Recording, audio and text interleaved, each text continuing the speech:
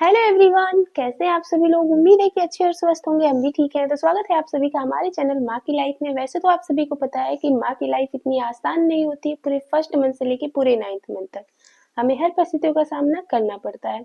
कुछ अपने hormonal changes को लेके, तो कुछ बॉडी बदलाव को लेके, लेकिन ये हमारे साथ पूरे 9th मंथ तक चलते ही रहते हैं, जब तक हमारा बेबी इस दुनिया में आ नहीं जाता है।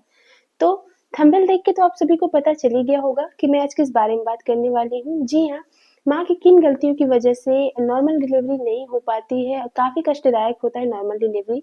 जैसा कि आप सभी को पता है कि जैसे ही हमारा 9th मंथ स्टार्ट होता है, जैसे तीसरा सेमेस्टर स्टार्ट होता है, जैसे कि 7वां 8वां 9वां मंथ, तभी से हमें बहुत ध्यान देने वाली बातें मतलब कही जाती हैं। बहुत ध्यान देना भी पड़ता है बेबी के लिए, क्योंकि कुछ-कुछ गलतियाँ ऐसी हो जाती हैं हमारे लिए। जैसे होता है ना कि कभी-कभी प्रेगनेंसी के टाइम में जैसे हमारा तीसरा ट्राइमेस्टर यानी लगा, 7वां 8वां मंथ लगा, तभी से हमारे अंदर बेबी के जो अराउंड पानी होता है, पानी की थैली होती है, उसमें अगर पानी भी कमी हो जाती है, तो भी अगर हम लोग ध्यान नहीं देते हैं, तो भी काफ़ी नुकसान हमारे बेबी को और हमें भी झेलना पड़ता है।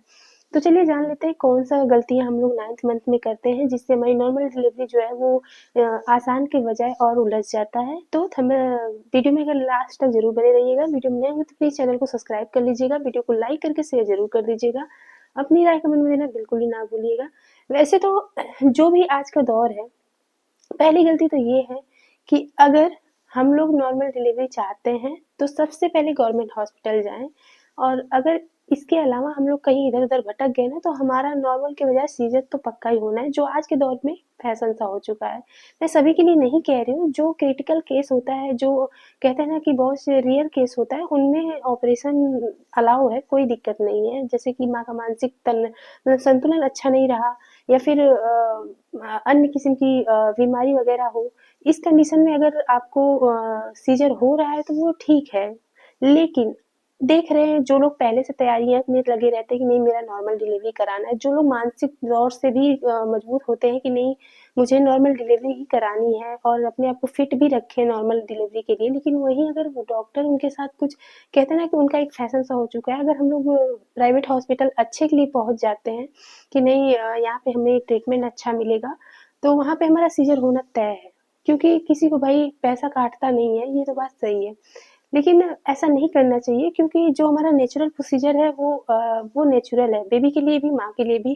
क्योंकि सीजर के बाद क्या होता है ना कि हमारे टाँके हील होने में 6 महीने लग जाते हैं, 3 महीने लग जाते हैं।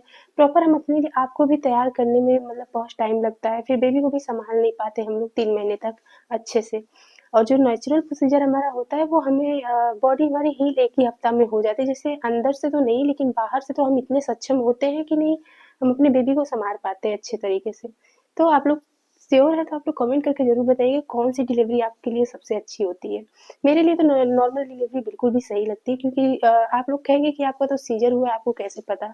लेकिन मैं अपने आप को पूरी तरह से नॉर्मल डिलीवरी के लिए तैयार की थी। बस मेरी गलती ये थी कि मैं गवर्नमेंट हॉस्पिटल ना जाके प्राइवेट चली गई थी। इस वजह से मुझे आज दो दो सीजर करा के बैठना पड़ रहा है। ठीक है, तो चलिए बात कर लेते हैं वो कौन सी गलतियाँ होती है। सबसे पहले बीच-बीच में अल्ट्रासाउंड कराना चाहिए। जैसे जैसे ही हमारा 7वां मंथ स्टार्ट होता है, तब से 9th मंथ के बीच में हमें एक 7वें मंथ में अल्ट्रासाउंड करा लेना चाहिए।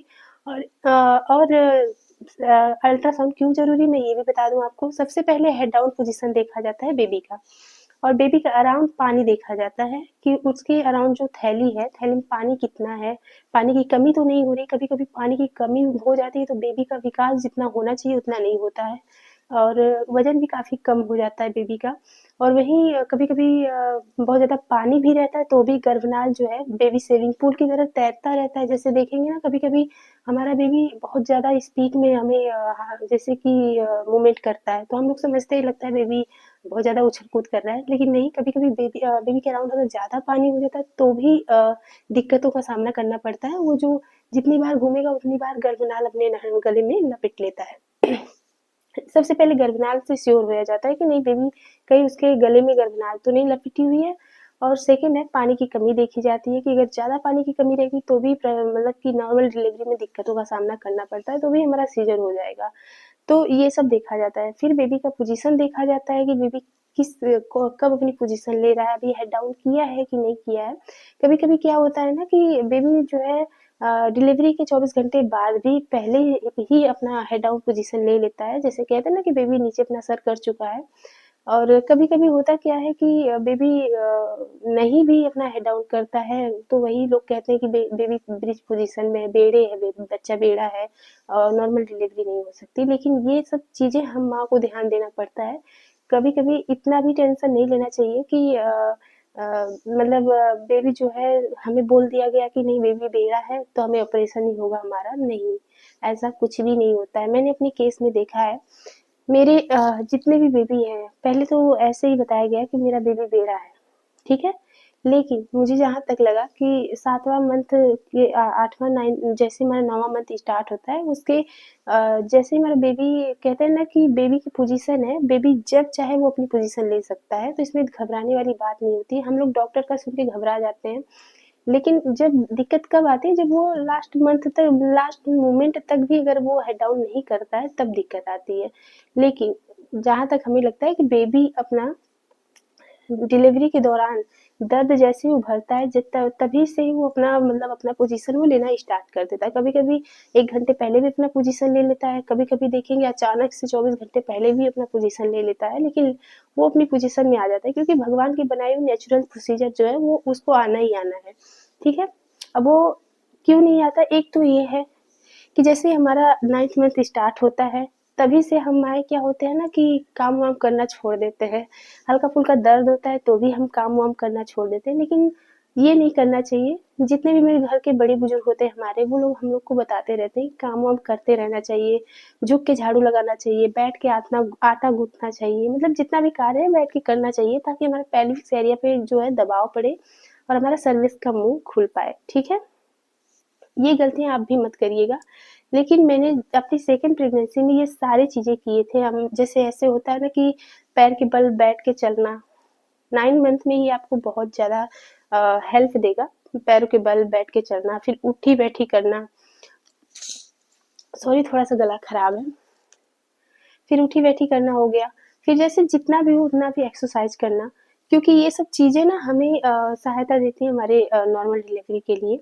लेकिन कभी-कभी ज़्यादा चीज़ें, ज़्यादा कार्य भी हमारे हानिकारक हो जाता है। तो ये सब गलतियाँ आप छोटी-छोटी ना किया करिए, क्योंकि ये सब गलतियों से ना हमारे बेबी पे भी प्रभाव पड़ेगा, हमें भी प्रभाव पड़ेगा, ठीक है?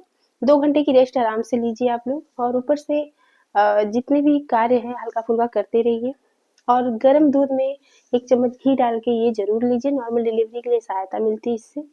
बाकी मेरी नहीं हुई, लेकिन मैं जानती हूँ, मैंने पूरी कोशिश की थी, मेरा बेबी हेड डाउन भी कर चुका था, लेकिन कहते हैं ना कि एक बार सीज़र हो जाता है जिसका, उसका सेकंड बेबी भी नॉर्मल लोग नहीं कराते। इसी वजह से मैं आपको सलाह दे रही हूँ कि प्लीज़ आप लोग एक बार, जो फर्स्ट बार माँ बनी है, वो एक बार नॉर्मल डिलीवरी के लिए कोशिश ज़रूर करें और गवर्नमेंट हॉस्पिटल ज़रूर जाएँ, ताकि आपका नॉर्मल प्रोसीजर हो सके, ठीक है? बाकी आप लोग का कौन-सा मंथ रनिंग है, आप लोग कमेंट करके ज़रूर बताइएगा। वीडियो कैसी लगी? अगर अच्छी लगी हो तो प्लीज़ चैनल को सब्सक्राइब कर लीजिएगा, वीडियो को लाइक करके शेयर ज़रूर कर दीजिएगा। अपनी राय कमेंट में देना बिल्कुल भी ना भूलिएगा, ठीक है? Bye bye.